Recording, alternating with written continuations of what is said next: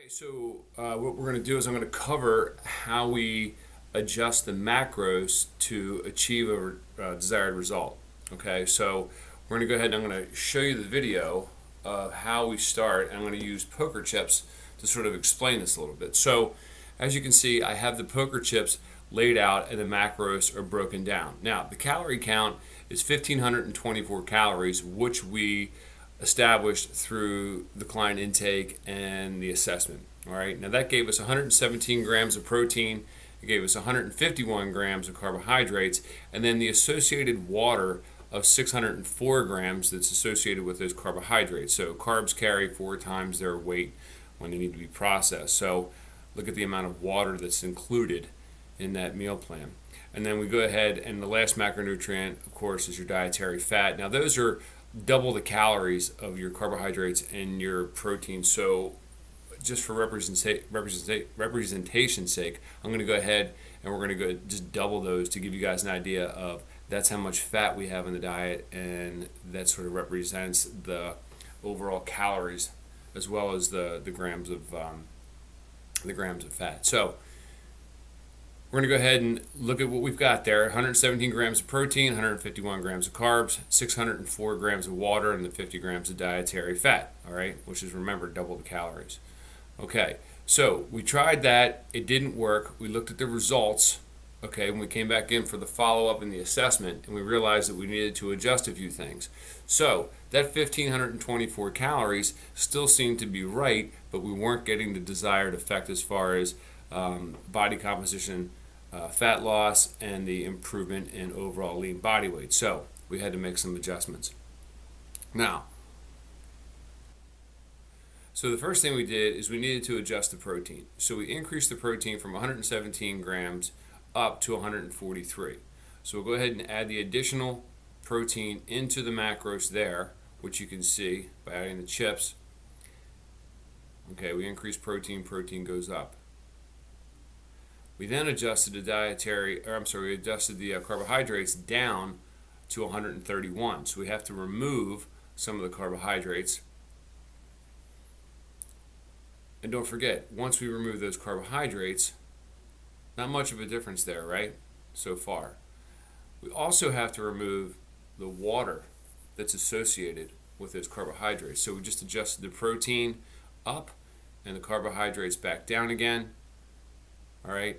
And then we had to make the adjustment in regard to the water. So we have to take out 4 times the amount of water that we took out for carbohydrates. So we're going to go ahead and remove those. That reduces the water down to about 524 grams. Now these are approximates. This isn't like down to the last gram, but they're approximate values. So for our goals, this is a good representation of how we do it.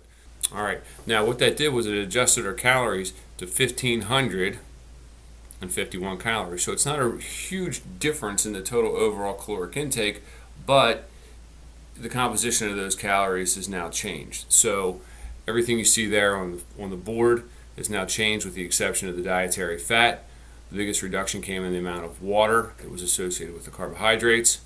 Okay, and then we go back and we do the assessment again in a couple of weeks to see exactly what the end result was, and then we can go ahead and adjust that moving forward if we need to. Now, what happens when you have a situation where you add additional calories into this when you're not supposed to? Well, the biggest thing we have a problem with is usually alcohol. So alcohol calories, when we add them in, you'll see what it does in regard to the water.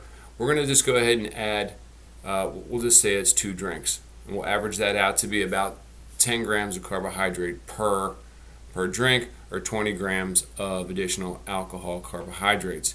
Now don't forget, we also have to add back in the water that was associated with those carbohydrates, so we have to add the water back in as well, okay? And that will take the water content back up over that 600 grams that we originally started with. And now that's just 2 drinks. That's just 2 beers. All right, we'll just say it's average 2 beers, 2 glasses of wine, whatever it may be. Again, we're using approximates. So you're going to go ahead and see the difference right away in the amount of water. So you can see how much water we added back in. and we just added 2 additional chips in regard to the carbohydrate. That in turn changes the caloric intake up to 1,855 calories. So now we're 300 calories above where we were.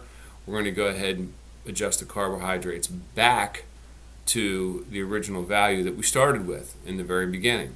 So now what we've done ostensibly is we've increased the protein intake and kept the carbohydrate and the water content the same as we did from the very beginning. All right. Now, that hasn't changed. Protein hasn't changed, carbs went up, water content went up, and dietary fat stayed the same. So, what happens if we go ahead and add additional calories and have 2 more drinks? Well, now we're going to go ahead and increase the carbohydrates up by 40 grams, or a 30% increase over our effective carbohydrate intake.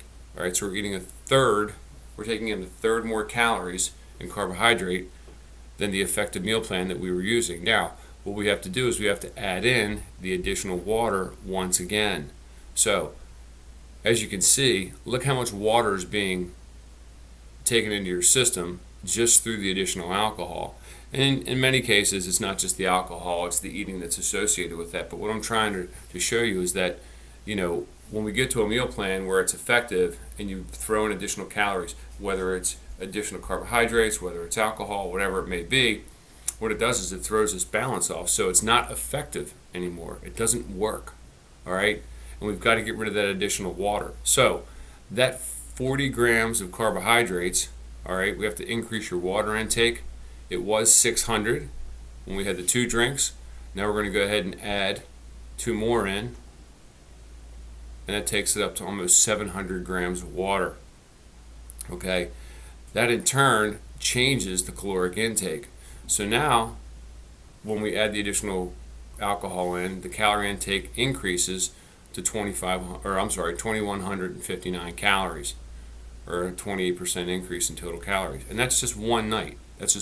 So in the weight loss paradigm, when it comes to your macros, if your effective meal plan is 1,551 calories with the macros that we had put together, then you throw the alcohol into it, which increases 40 grams of carbohydrate, all right, that adds in the additional water, that increases your calories all the way up to 2,159.